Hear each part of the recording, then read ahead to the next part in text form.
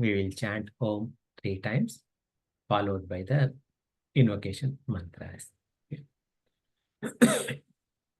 Sit erect. Both feet are firmly on ground. Hands in your lap. Your back, neck, and head are in a straight line. Eyes are gently closed. Inhale deeply.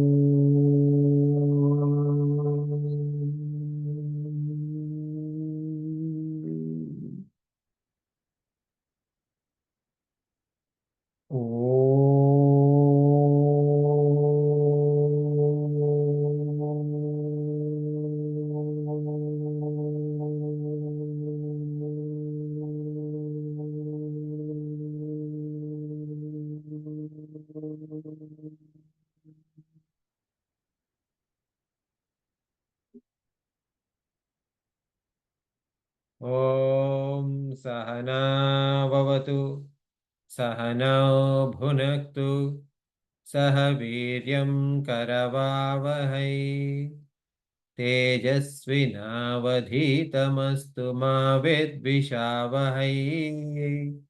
Om Shanti Shanti Shanti.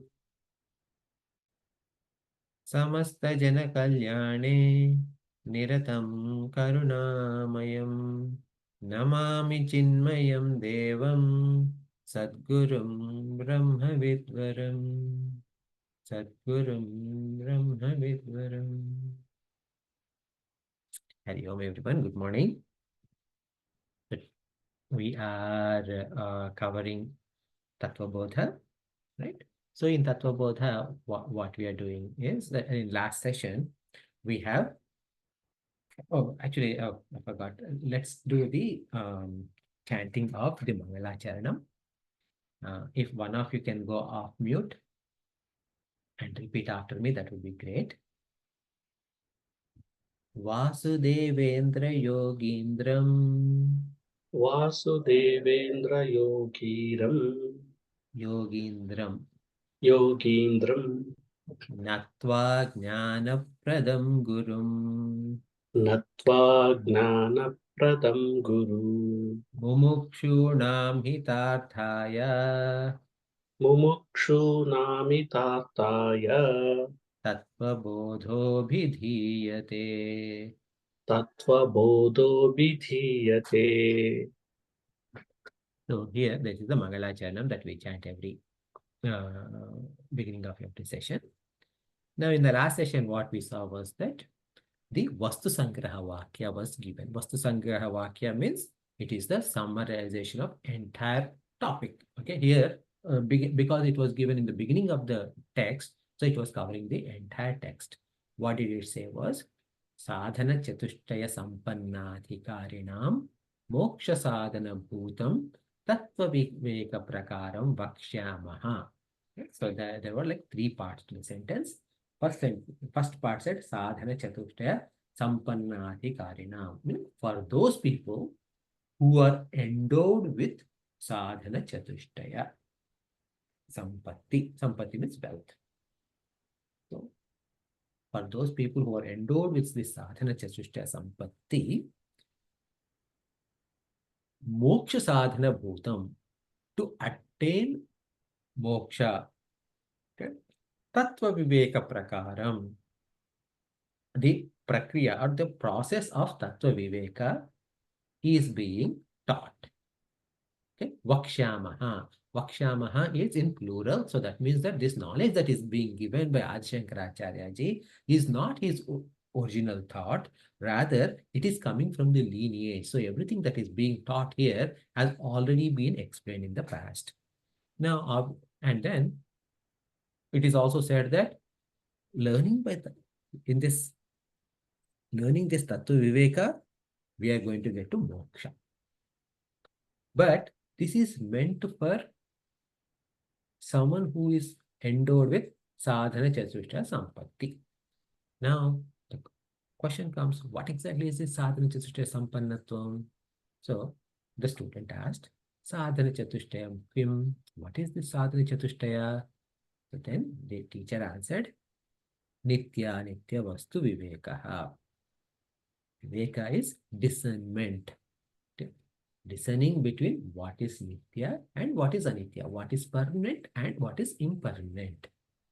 Then the second one was iha mutrartha phala bhoga viragaha. Dispassion. Viragaha means dispassion. Dispassion for the idea that I want to enjoy something either now or at a later time. Okay, so the later time means here or hereafter. That means here in this birth, or maybe in some other domain, some other plane of existence like Devaloka, Svargaloka, etc., or at a later birth. Okay, so there is no desire to enjoy anything specific. Okay, so that is dispassion. Then Shamaadi, Shatka, Sampatti. There are again there is a sixfold wealth which starts with Shama. Okay, Shama Adi. Okay, so that means Shama, etc., etc. That's what it is. Mumukshutvam. Mumukshutvam means a desire for liberation in simple. So these four are sadhana chatushtaya. Now, then the question came, hey, by the way, like you said, sadhana nitya nitya vastu viveka is viveka. What is this nitya nitya vastu viveka? So that was the next question. Nitya nitya vastu viveka kaha? That was the question asked. Then the answer was nitya vastu ekam brahma. Tat vyatiriktam sarvam anityam. So that means nitya vastu, meaning the permanent thing, is Brahman alone. Other than Brahman, everything else is impermanent. This alone is nitya anitya vastu vivekaha. Ayameva nitya anitya vastu vivekaha. This also we have seen in the last session. So then the student did not forget, just because this is answered, he did not forget the rest. He said, okay, so you also talked about viraga, right? Or viraga or vairagya are one and the same. Okay, different forms of the same word. What is that viraga? Oh, here, swarga bhogeshu icharahityam. Meaning the desire for enjoyment, whether here or later. So here, like the idea is that, oh, does it mean that I shouldn't be enjoying something? Shouldn't I be enjoying anything? What does this mean? Okay, so is that what you're saying? No, the understanding is that the very root thought that there is something to enjoy outside of you itself is incorrect. Okay? Because Vedanta says the enjoyment, okay, the pleasure or the infinitude of happiness is right within us. So we should be able to enjoy and experience our happiness despite the external situations, despite the external circumstances. Whether the situation is typically for us, sukha or happiness means what? When everything is conducive to my expectations, I am happy. When the external things are not conducive to my expectations, I am unhappy. This is the typical thing. But what Vedanta is saying is that the fact that whether the conditions are conducive or not conducive to you, to your expectations, shouldn't matter.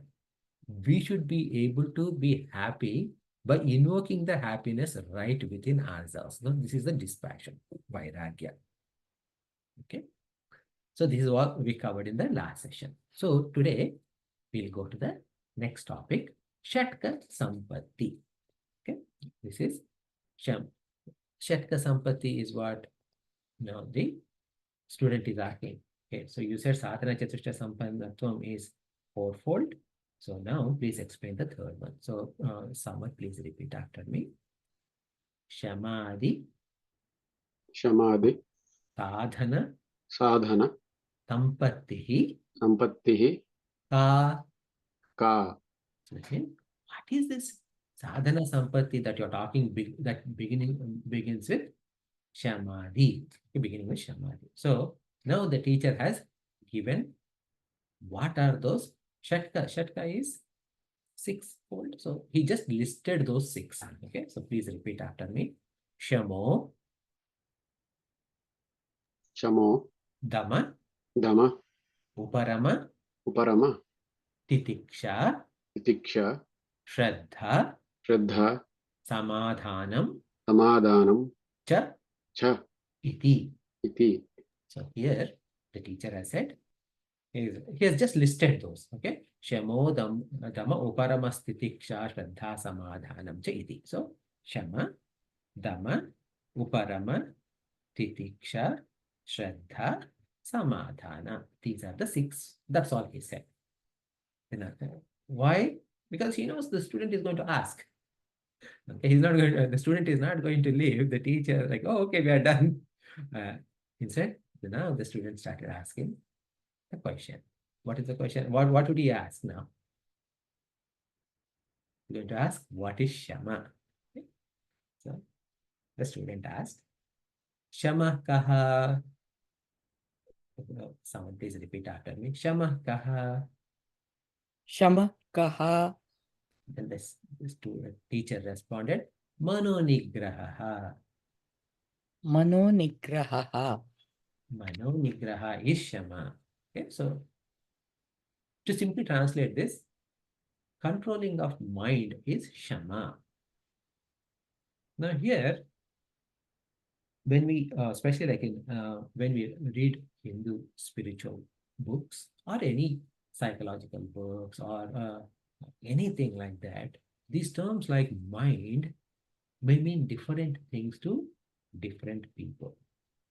Okay, so sometimes mind means brain, sometimes mind means thought, sometimes mind means emotions, etc. Okay, so whereas in Vedanta, we have a very specific understanding of what is mind. Okay, so the way they look at in Vedanta is that there are our entire mind, okay, like whatever the equipment, the thinking equipment is divided into four components, four parts. Mana, Buddhi, Chitta, Ahankara. So, Manaha is mind, Buddhi is intellect, Chitta is memories, Ahankara is ego. Okay, so there are four components. So now all four together also sometimes is referred to as mind. Sometimes mind and intellect together is referred to as mind like that. So we need to understand what exactly, when they say manaha, what exactly they mean depending upon the context we need to understand. Okay. Now, what is the difference between these four components? When I see a cake in front of me, I had to, there are, depending on people, we have different reactions. If I like cake, my first reaction is, cake, yes, yes, yes, yes. Okay. So there is a feeling that, yes, I like cake. I see this cake, it is tasty, etc. All these feelings are coming. Now, then the second aspect is coming now, which is what? Saying that this cake is filled with sugar. Okay, it has got a lot of fat. It is very creamy. That means it has a lot of calories. And Venkat, by the way, like you're already putting on some weight, and doctor asked you to work on watch your weight and watch your cholesterol. So all of that is being said. So that is what is called buddhi. Okay. So manaha is thinking about all the emotions that we are seeing is mind. Intellect or buddhi is one that is actually comparing and contrasting based on what? Based on chitta, based on the memories. So memories are like storage. Okay. So storage of all our past memories, right? So where are these thoughts coming? Oh, this has got so many calories, etc. Based on our past understanding, based on our previous interaction with the doctor, based on so many other factors. Okay, so what is happening is this intellect is relying on the memories, the chitta, the previous memories, and saying that, oh, okay, so this is right, this is wrong, etc. Those kind of decisions are being made by the buddhi. Okay, so this is intellect. So mind, intellect, memories. Then finally, depending upon my mindset, maybe. Okay, so we are running out of words here. Okay, so depending upon my this thing, okay, either I eat the cake or I pass it. Now, when I eat the cake or I pass it, what is the feeling? I ate the cake. So this I did it is what is called as ahankara or ego. So mana, buddhi, chitta, ahankara. In English, mind, intellect, you can call it as memories, and then the final one is ego. So now, shamakaha, manonigraha is control of this mind is what we are being talked as. Ability to master this mind is shama. Why is this? Because, see, what happened is that like we studied Viveka and then we studied Vairagya. Viveka is ability to discriminate between what is permanent and what is impermanent. Okay. Once we understood what is permanent and what is impermanent, naturally, what happens is we lose interest towards what is impermanent, and our interest is only towards what is permanent. However, the mind comes saying, okay, just like the way we talked about, like say, for example, even though I know that exercise is good, morning walk is good, I had to wake up every morning at 5:30 or 6, or at least even at 6 at least, and walk for half an hour. What is the who is the one who is stopping me from waking up at 6? Is my mind. Okay, it says, I understand walking is good, but right now you need a little bit more sleep. Just lay in bed until 7:30, maybe 8, who knows. When is the first meeting? 9 o'clock. Okay, so if you wake up at 8:15, you can get ready and you can be in front of your laptop by 9 o'clock. Okay, so this kind of a thing that keeps saying is mind. So our mind itself is our enemy. Why is that? Because mind is restless. Okay, and it wants to go out and enjoy all the time. So what is mano nigraha? So then how do we control this mind? So in our text, which Guruji Santejomanandaji says, dosha drushtya muhur muhu, he says, meaning find the faults in external things. Muhur muhu means every all along. So in other words, it doesn't mean like, okay, find wrong with other people, other things, etc. No, it is developing a contrarian viewpoint. Okay? A contrarian viewpoint means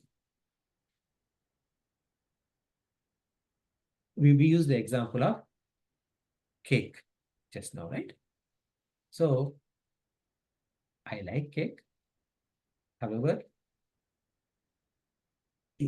when I eat cake, of course I'll enjoy it. No question, no doubt about it.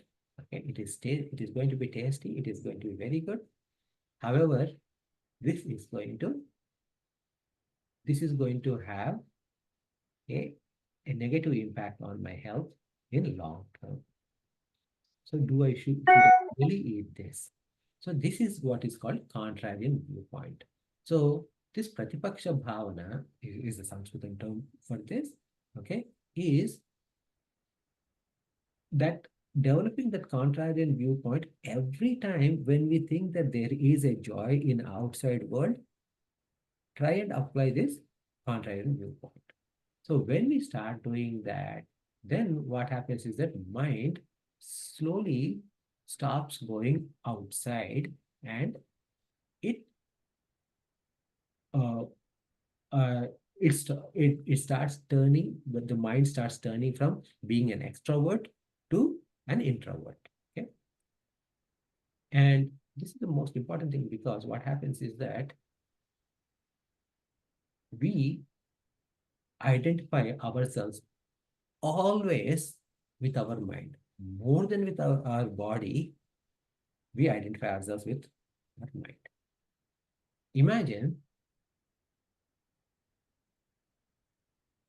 if someone falls, okay, not none of us, okay, someone falls and breaks their hand or leg. Okay, now they are in a they go maybe let's say hand. Okay, so they broke their hand, and then they went to the hospital. They got a bandage, and like after 2 months, it got cured. Okay, it was painful 2 months, but it got cured, and they're back to normal. Situation number one. Situation number two, you're a fully grown adult, okay? I mean, the same person, not you, okay? The same person is fully grown adult, and there was an argument, a family argument, and someone in the family, maybe even older person, slapped this person, okay? Gave a slap in front of everybody. Now, this slap, the physical pain of the slap is very minimal compared to the hand breakage, okay? And the pain of that slap, the physical pain of that slap has gone in less than 5 minutes compared to the hand breakage, which lasted, the pain lasted for 2 months. But the mental anguish in the second situation lasts through the lifetime. That person will not be able to forgive the one who slapped him forever. Maybe he will be able to forgive after a few years, but that mental anguish is going to last years and decades. Why? It is because we identify ourselves with our mind, which is seat of our emotions. So that is why the control of mind becomes very, very important, and ability to get out of our emotions become very important. This is when we are able to do it, then that is what, so then this is a most important thing to understand that, okay, so we need to develop the mano nigraha or shama. Okay. Then, okay, so this is the very first of the Shatka Sampatti, Shamaadi Shatka Sampatti. Now, then obviously, okay, so this is just number one. What are the other ones? So then student asks, so someone can go off mute and repeat after me. Dama kaha. Dama kaha. The teacher says, Chakshuradi. Chakshuradi. Bahya. Bahya. Indriya. Indriya. Nigraha. Nigraha. So it is Chakshuradi Bahyendriya Nigraha. Okay. So what he is saying is that Bahya means external. Indriya means, typically we translate Indriyas as organs, Okay, so organs of perception or organs of action, but it is not exactly right. We will come to that. For now, let us say it is organs. Okay, Nigraha, control. What kind of indriyas we're talking about? Chakshuradi. Chakshu means eyes. Adi means beginning with. Beginning with eyes, okay, eyes, etc. Those kind of external focused indriyas, control of those is called Dama. So now so then the question is, what are these Bahya Indriyas? Meaning, what are these external facing Indriyas? Okay, so there are, we say, so that means that if there are Bahya Indriyas, meaning external focused, are there internal focused Indriyas also? These kind of questions come. Okay, so let us quickly understand what these Indriyas are. Indriyas, they're probably the better translate, even though many times they are translated as organs, the better, probably the right term, if you need to translate exactly, accurately, it would be faculty, okay, or ability of particular sense is indriya.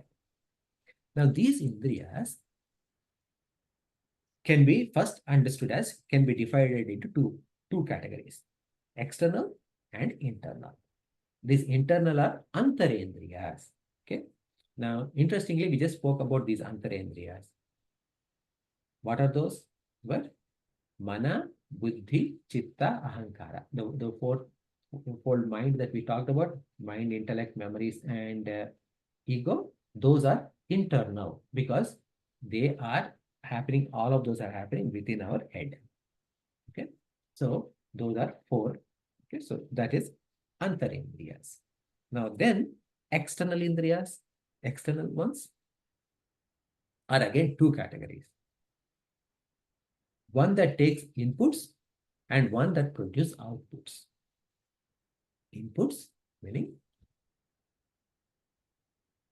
those faculties of perception. Okay. So how do we perceive this world? I perceive this world through my eyes. So eyes. Okay. I perceive this world through my smell. Okay. I perceive this world through taste. I perceive this world through touch. Okay. And then I perceive this world through my ears. So these five sense organs, okay, is a translate, I mean, like a rough translation, are called jnanendriyas. Okay, because through this we are getting jnana, knowledge. Knowledge of this world is being gathered into to ourselves through these five sensory perceptions. Okay, so these are called jnanendriyas, or these are inputs. Now, once we got the input, we are also doing some output. So that these outputs are through whenever the output is being done, okay, so an action is being performed. Because an action is being performed as an output from this body or from us, they are called as karma indriyas or karmendriyas, meaning organs of action. It's a rough, commonly used translation. Organs of organs of perception and organs of action. Okay. So what are these five? Okay, again, there are five of these karmendriyas. Hands. Okay. We're going to study in detail later on. Okay. Hands, legs. Okay. Speech. Taste was input, speech is output. Okay. Speech. Okay. Then excretory organs, and then genital organs. Okay. So these are the five organs of action. Now, I also said, even though I kept using organs, okay, I said that organ is not a right word. Why? Because if a person lost his eyesight, okay, then did he lose an indriya? If a person lost his eyesight, did he lose an indriya? Or if a person has become deaf, did he lose an indriya? If a person lost his hands, did he lose is Indriya. So, according to our Vedanta, the person did not lose those Indriyas because of loss of that a particular organ. So, in our Vedanta, okay, in our Hindu scriptures, we differentiate between Indriya and there's another term called, this is a technical term, Golaka. Golaka literally, probably like the closest English translation could be a socket. Okay, a socket. So the ability to see, for example, okay, so my physical eye is Golaka or the socket. My physical eye is the socket. The ability to see is Indriya. The what is there or what cannot be there is absent, maybe the Golaka, meaning the eye, the physical eye. But this Indriya is existing whether the Golaka is there or Golaka is not there. Is it clear? Any or is it going like like beyond? Yeah, could you please repeat it, Venkatji, Okay. about this Golaka? So Golaka is like a socket. Okay. Okay. So the power to operate Golaka is Indriya. Indriya is the power to operate a particular Golaka. Okay. So sometimes, so what happens is my eye is a socket, my ear is a socket, like is a Golaka, my physical ear is a Golaka, but the ability to hear versus the actual ear are two different things. Okay, so one is the external object that takes in the whatever the material or whatever is spoken or whatever in connection with the ear. So one is the physical object and other is the powering mechanism for that object to work. Okay. Okay, so those are indriyas. So now, so what we know the difference between indriya and golaka, the socket and the ability to the one that is powering that socket. Okay. Now these indriyas we said 5 karmendriyas, organs of action, and 5 jnanendriyas, organs of perception. Now these 10 together are external. Okay. And then 4 internal are mana, buddhi, chitta, ahankara. Okay. Now, Dama, so Mano Nigraha is about controlling what is inside. Dama is controlling what is outside. Internal sense or internal Indriyas control is Mano Nigraha or Shama. External facing 10 organ control is Dama. Okay. Now, why is it important? Why are you asking to control my senses? So in this particular case, Shankaracharya ji wrote another book, very similar to Tattva Bodha, same subject, but rather exhaustive. Okay, so it has about 600 verses or something like that, 500 and change, and it's a book called Viveka Chudamani. In that he says, Shabdadibhi pancha bhireva pancha tvamapuhu swagurena buddha baddhaha Uranga matanga patanga meena bhrunga naraha panchabhirjitaha kim. So what he says is something like this. He takes examples of 5 animals. Uranga means deer, matanga is an elephant, patanga is a moth, meena is fish, and bhrunga is a honeybee. He takes these 5 and each of these 5 have only weakness for one sense organ.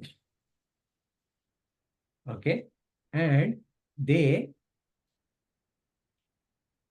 death or their fall happened because of these sense organs.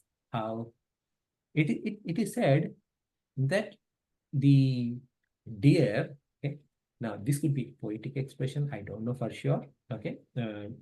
So deer likes to listen to, like is attracted to music. So it is said that hunters, when they want to hunt the deer, they start playing like drums, etc. So it could be like deer in headlights equivalent, I don't know. But as a result, when it is deer is listening to the music, it stops. When it stops, it falls into the hunter's trap and it dies. Okay. So the sense of listening, okay, the sense of hearing caused its demise. Now, Matanga, elephant, especially at the during the season of mating, it wants the touch with the opposite gender. Okay, and it seeks the pleasure. So what they do is that they actually put a female elephant, uh, tie or something like that, and start punishing the female elephant, and then obviously the male elephant runs there, and then they actually dig a big hole and cover it up with lightweight twigs, and it steps on that and it falls into that, and then it is trapped. Why? Because of sense of touch. Patanga, moth,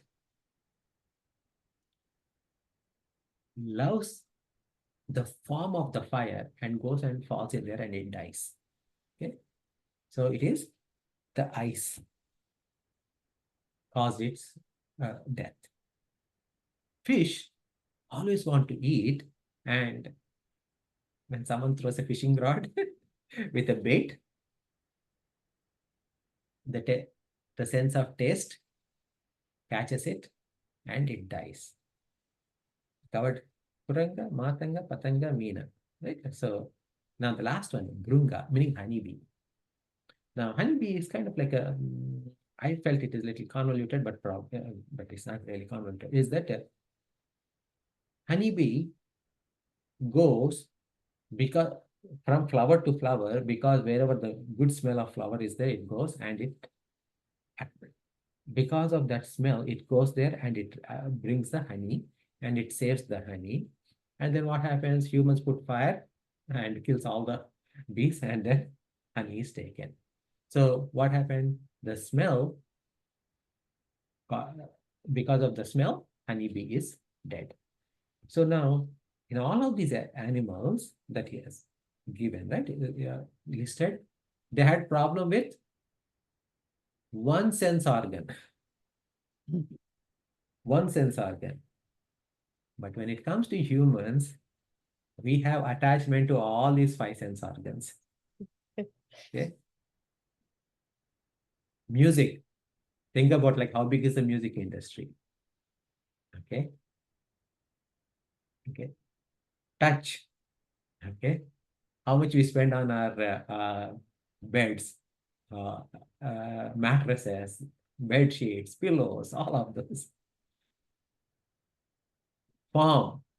All our visual arts is for our eyes.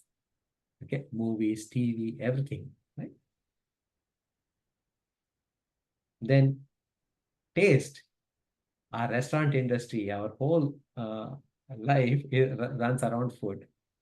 When we wake up, we spend about 2.5 hours to cook, 10 minutes to eat, then another half an hour to 1 hour to clean up, and then another 3 hours to cook, another 10 minutes to eat. So life goes around. Then taste. Then smell. Again, like think about perfume industry or anything like that. Okay, we all the deodorants, all the everything, right? So there's a big business there also. So we are tied up with all these pancha indriyas. So how easy is it for us to fall and because of any of these weaknesses? Okay, so this is why Bhagwan is saying that Dama, a control of external instruments are important. Now, the other thing is that this, right? Dama also works as a backup for Shama. What does it mean? Is that in case, let us say, I'll go back to the same cake example again. Okay. Cake is there in front of you. You know it is not right for you to eat. You want to eat. But I mean, like you shouldn't be eating, but you want to eat, you want to eat. You can do one thing. Even if you want to eat, just physically walk away from there. Physically walk away and ensure that there's no cake in your vicinity. That's an easy, relatively easier compared to sitting in front of cake and convincing your mind that why you should not be eating. Okay, so this is a Dama sometimes comes as a backup plan also. Okay, works as a backup plan also. So we count Shama and Dama. Then we are heading to the third one in the list. Okay, please, someone, please go unmute and repeat after me. Uparama kaha. Uparama kaha. Swadharmanushthanameva. Okay. Swadharma. Swadharmanushthanameva. Yeah, please repeat. Yeah, Shobhaji, please go ahead and repeat. Okay. Swadharmanushthanameva. Swadharma nishthanameva. Anushthanam. Swadharma anushtanameva. Yeah. So obviously the student is somewhat satisfied with the definition of Dhamma. Now he's asking, okay, so okay, let now explain what is Uparama. So the teacher said, Swadharma Anushtanam Eva. Okay. Swadharma means your own work. Okay, your own dharma. Anusthana, follow your own dharma alone. That alone is Uparama. Now, Uparama has got like multiple meanings. Okay. One of the generally Uparama, if you know a little bit of Vedanta, right? Generally, Uparama is said as effortless withdrawal of mind. Okay, effortless withdrawal of mind is Uparama. Why is effortless withdrawal of mind? Is because when you controlled your mind and Shama is there and Dama is there, automatically Uparama follows. Meaning you are not, there is a peace, a semblance of peace is there in the mind. Okay, so that is Uparama or Upashanti kind of a thing. But then here, Bhagwan Adi Shankaracharya ji says Uparama means it is performance of your own Swadharma. So Rama also means reveling. Okay, so Ramante iti Ramaha. Okay, Ramate. Okay. So that means wherever you are reveling, okay, Upa means opposite, meaning disengage. Okay, Uparama means disengage from reveling. So that is why it is natural withdrawal of mind. Okay, this natural withdrawal of mind happened. Why? Because karmendriyas, jnanendriyas, mind, all of them are disengaged from external activities. So if we put sincere effort in Shama and Dhamma, we will come to this state. But now the definition though, like whereas Uparama, the meaning of Uparama as we saw, like what Upa means, what Rama means, like that, it is talking about natural disengagement of mind. The definition, what he said, Shankaracharya said is Swadharma Anushtanam Eva. Swadharma means perform your dharma, meaning whatever you need to do. Okay. Anusthana means perform. Okay. So abide in your own duties. Your duties, what is your duty? Your duty is dependent upon your role. Are you a father? Are you a mother? Are you a daughter? Are you a son? Are you a brother, sister, husband, wife, employee, employer? So like that, depending upon your role, you have particular duties. Just perform those duties and those duties alone and nothing else. So in anything that we do on a day-to-day basis, we do two types of things. Things we must do and things we want to do. Okay, these are the two types of things that we end up doing on a daily basis. Now, if you closely observe how we do, okay, at least like, okay, if I closely observe, 80% of my daily activities that I perform are the ones what I want to do, and only 20% are what I must do. Okay. Now, your ratio could be different. Okay. But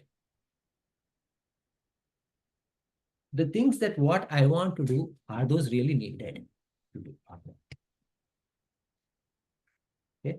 So that means everything that I am doing, or many things that I am doing, are not needed in any manner. And by performing these tasks, I am putting the other tasks that are important, that need to be done, in the back burner. That is a direct problem. Now, if I keep doing what is the only thing that is important, not important, what must be done by me and nothing else, what happens to my likes and dislikes? It increases or decreases? So my likes, see, right now when I'm doing what I want to do, my likes and dislikes are being strengthened more and more. My raga dvesha are being strengthened more and more. But if I only do what I must do, whether I like it or not, I should only do these things that I must do. Whether I like it or not, I avoid doing what is not needed. Then what happens to my likes and dislikes? They are gradually reduced.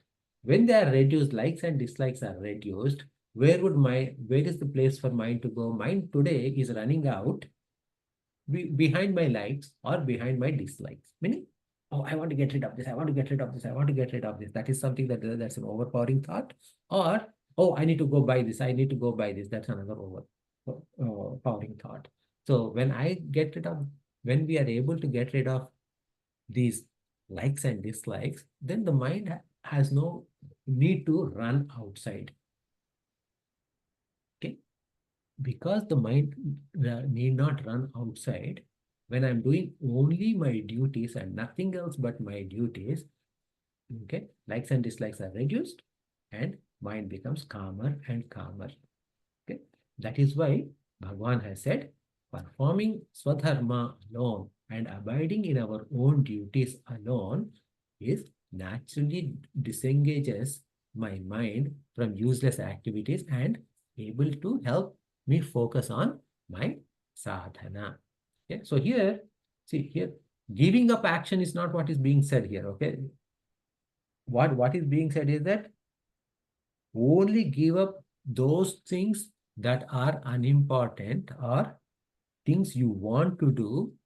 Okay, instead focus on what you must do based upon your varna ashrama dharma, meaning whatever role you are in, based on that role, based on your age level, whatever you think are appropriate. I mean, not appropriate, not whatever you think, but whatever is appropriate for us, we must perform those actions. So this is what Uparama is. Okay. Any questions so far? So then the student, the teacher has covered Shama, Dama, Uparama. Now student is going to ask about fourth one, which is Titeeksha. Okay. So please repeat after me. Titeeksha ka Titeeksha ka Shitoshna Shitoshna Sukha Dukkhadi Sukha Dukkhadi Sahishnutvam. Sahishnutvam. Okay. So, Shitoshna Sukha Dukkhadi Sahishnutvam is Titeeksha. That is what the definition is. Now, Titeeksha, if a single word English translation could be forbearance. Okay. So, forbearance means willful acceptance. Okay. So, what cannot be avoided should be endured without any complaints. Pujya Gurudev says that in his Gita commentary, etc., when he refers to Titeeksha, he says that ability to bear pinpricks of life. Okay, that's what Pujya Gurudev says. Okay, ability to bear pinpricks of life. So actually, like someone, so there's a, like when people ask, how are you? We will say, fine, thank you, how are you? I'm doing great, how are you? Now, but sometimes probably I don't know if anyone of you heard, if people ask, how are you? There's another response saying, can't complain. Did any of you hear that response before? Can't complain. Yes. Okay. So then I inquired a little bit more about what does this mean, can't complain? Okay. Can't complain. In a good way, it means that, there's nothing to complain about because everything is good. Okay, that is one. But there's another way to understand that is that I can't complain because I don't know who to complain. Okay. So hence I can't complain. Or who is there to care about my sorrows and my worries in this day and time? Everybody has got their own worries and sorrows, so I can't complain. Okay. So this titiksha is basically ability to bear any challenges that come in our life. Now, Guruji calls this as a shock absorber. Guruji, as in like Swami Tejomanandaji, who wrote the commentary on the text. Okay, you can actually see that he's calling it as a shock absorber. So here, what does this forbearance mean? Now, does it mean that forbearance means like I had to bear everything? No. Okay, that's not what it means. Okay, if someone is abusive, should I bear? No. Okay, what is titiksha is what accepting what is unavoidable, which is outside of your control. Okay, if it is in your control, try to get out of it. Okay, if it is not in your control, then don't complain about it. That's what it is. Okay. So now this titiksha, why? Because in our life, no matter who you are, no matter what situation we are in, there are a series of experiences happening. Okay, we all are going through series of experiences. These experiences that we are going through are either conducive to us or non-conducive to us. How are they going? Happy, happy, happy, angry, angry, bad, bad, sad, sad, happy, sad, sad, sad, happy, happy, happy, like that, right? So they are going on in some random order that on which we don't have any control on. Now, when we don't have control on it, what can we do about it? Pretty much all of us, okay, from the time of our birth, okay, not just us, pretty much our people of our previous generations all over the world, They all try to run away from problems and they all wanted happiness. But did anyone succeed? Okay. From looking at external world, that is, okay, specifically looking at external world. We all have gone through, despite our best efforts, just because we say no to a problem did not stop from coming. Just because we wanted happiness alone, happiness did not stop from leaving us. So in that case, understand that the external happiness or external sadness, either at a physical level or at mental level or intellectual level, they are all temporary and they are going to pass. Okay. So here the definition said, Shita Ushna. Okay. Shitoshna. The first word, first part of the word is Shitoshna, meaning Shita and Ushna, meaning cold and hot. Okay. So if so, then the last word, actually last part of the word is Sahishnutva, meaning ability to bear. Okay. Bear whether it is hot or cold, meaning external temperatures, right, as in the weather conditions, etc. I don't have any control on whether it is hot or cold. Just bear it. Why? Because now it is summer. Pretty soon, winter will come. You're feeling cold. Pretty soon, summer will come. So these seasons are changing. When external situations are changing, that would impact your physical body. Shitoshna Sahishnutvam. Then Sukha Dukkha Sahishnutvam. Sukha Dukkha. You're feeling sad? Okay. Bear a little bit. You're going to experience happiness soon. You're feeling happy. Understand that it is temporary because you're going to experience sadness as well. Okay. This is what we are referring to as Pratipaksha Bhavana, the contrarian viewpoint earlier, right? Sukha Dukkha Sahishnutva. This is at a mental level. Now then, there's this Adi is there. Shitoshna Sukha Dukkhadi. Adi means starting with Shitoshna and Sukha Dukkha. That means there's something else is there. What is that something else?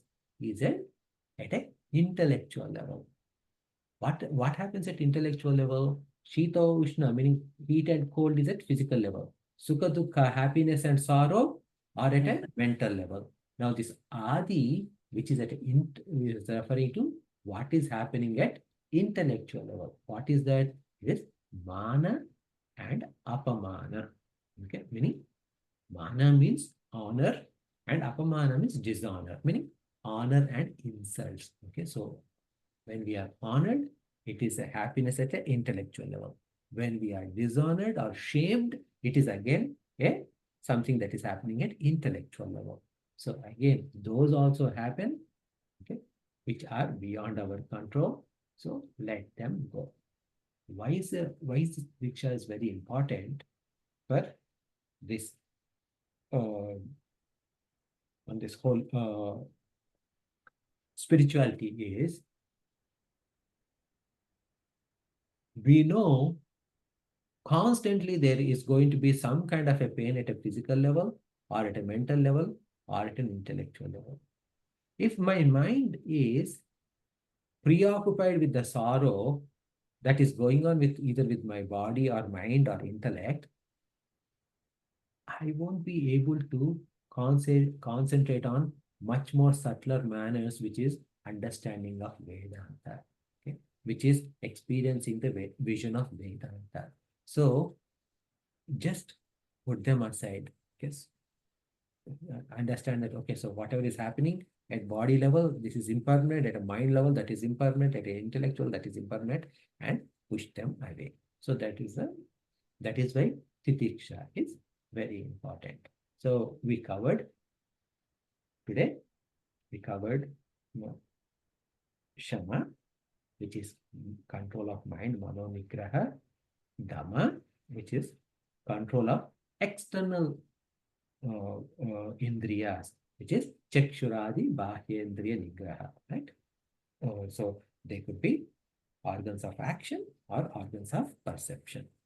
Then then we saw Uparama. Uparama means a calm state of mind when that can be achieved by performing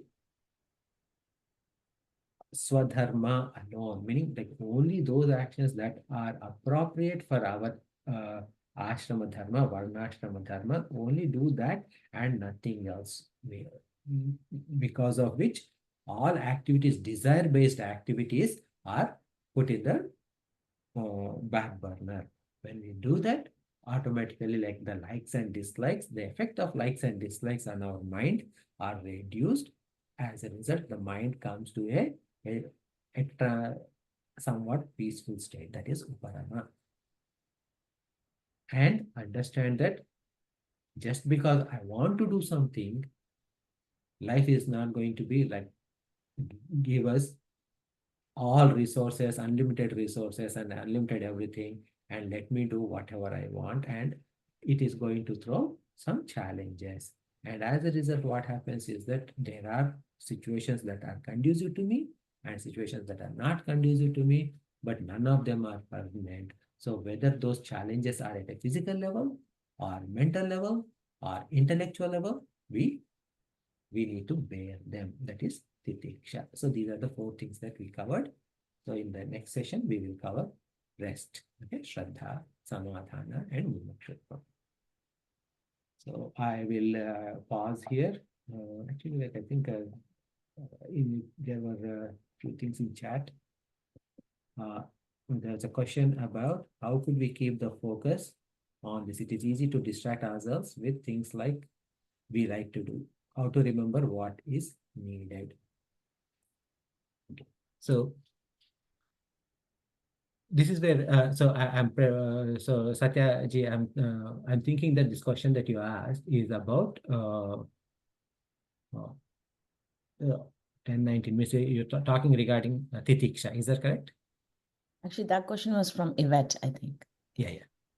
So Yvette is Satya ji. Oh, I'm sorry.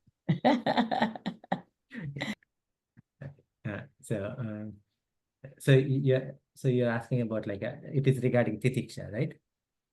Is it Titeeksha or you're talking about Uparama? For me, it is like it's so easy to get distracted by other things, and so how can we constantly remember like what is the essential? What is that's a challenge. Okay, it is it is much more easier said than done, right? There is no question about it. Okay. But again, it is by practice alone. That's what we say, right? So now how do we do this practice is the practice we in our spiritual day-to-day practice, what we do is that like what is recommended is we wake up early in the morning and do prayers in the morning.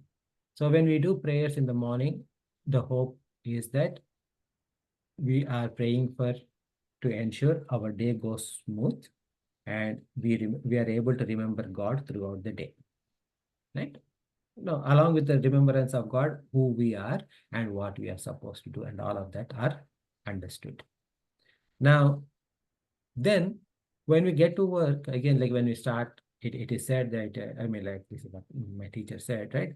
So when you start work, pray to God that, okay, so I'm starting work, please help me, God. Okay. I cannot remember like, the name of the God all day long. Okay. I cannot remember that, okay, this is my dharma all day long. But beginning of the work or beginning of any activity, when we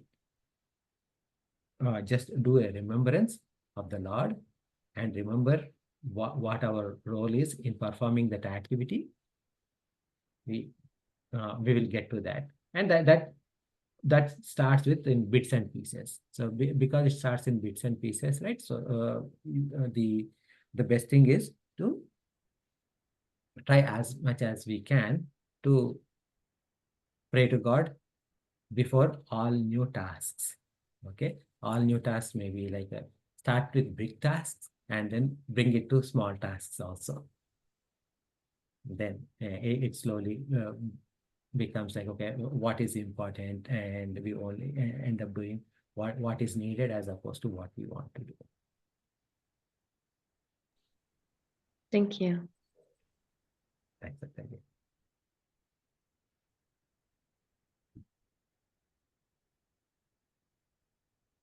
Any other? Consistency is important for Yeah. anything and everything, but how to develop that consistency is the question. So consistency starts with inconsistency. Okay. So in the beginning, nobody can be consistent, right? However inconsistent it is, just do, right? And sometimes what happens is that when we think that, okay, I need to be consistent about it, and I am unable to be consistent, then you drop it off. Okay. So the point is that even if it is inconsistent, start doing it. Okay. And you may forget it for like 2 days, 3 days, and then you suddenly remember. Then don't think that, oh, last 2 days I did not do it. But again, do it. And then if you forget again, that is fine. Again, whenever you remember, again start doing it, right? So as you're doing it, then there are some glimpses here and there, and then those things that what you probably start, doing, which is once a week, that may slowly become twice a week. That may slowly become thrice a week. Then it becomes every day like that. So whenever possible, wherever possible, you just implement it, and then leave rest to the God, and then it will slowly pick up from there. The procrastination is the one which is, okay, tomorrow, or later. So At least that thought becomes more consistent. That later, I'll do it becomes more consistent than doing the action by itself. So in that case, right, in this particular situation or in this particular scenario, Vedanta is much more easier compared to any other practices. In the sense that, say, for example, if you need to do puja to Bhagwan, okay? If you need to do puja for Bhagwan, what do you need to do? You need to wake up. Obviously, anyway, you need to wake up, of course, but you need to shower, you need to get dressed appropriately, go to the puja room, puja area, sit there, and lot of prerequisite things are there. Now, when you are applying Vedanta in your daily life, it can be anywhere, anytime. Okay, there are no such restrictions. Whenever you remember, that is a good time. Okay, and however long you remember, that is the auspicious time, and do it. Right. Okay, so that way, following Vedanta is there is no reason like, oh, this is not right time for me, or I can do it from tomorrow, like that. There's no need for that. Okay, whenever. Okay, so you say, if you want to read a text, whenever you feel like, read a text. Okay, whenever you want to, which is Shravana, right? Whenever you want to reflect on whatever you heard or read, you can do it right then. No matter what situation you are in, you can apply Vedanta and act according to it. Okay? So But there are then, no good situations or bad situations. Pretty much in every situation, you can apply Vedanta. And true, but does that not lead you to kind of, accepting and then procrastinating and then keep saying, I'll do it later, and that later never comes? so do what later? Whatever you want to do, you keep postponing. So, from your actions that need to be performed. Okay, so those you could be postponing, and at the end of the day, again, when we talk about swadharma anushthanameva, okay, so these things that only you must do, you have to do. Okay, it is not going anywhere just because you did not do it. Right. Okay, so for example, yeah, there are a laundry load of clothes in my room. Okay, so now this, I can procrastinate. I can afford to procrastinate, thinking that, okay, if I don't do it, my wife is going to do it. Okay, but then if she also does the same thing, then eventually I need to do it, right? And then there are things like which I must do, and I am the right person to do it. Then those things, they'll keep on waiting until I do it, right? Because nobody else is going to do it. So then there's no such thing as procrastination. You have to do it. Right. See, like again in Vivek Chudamani, we will study. There's a shloka where Bhagwan Shankaracharya says that no matter how much your kids love you, okay, how much ever they love you, if you are sick, you are the person who need to take medication. They can take you to the doctor, bring you from the doctor, and all of that, but medication you have to take. So whatever that we are supposed to do, we have to do. There's We no. have to do it. Yeah. So then you end up doing it sooner or later. True. True. Sometimes you do it actively, sometimes you do it because the situation demands, and you are dragged to finish the task. Correct. Correct. Thank you. We'll close. Yeah. Oh.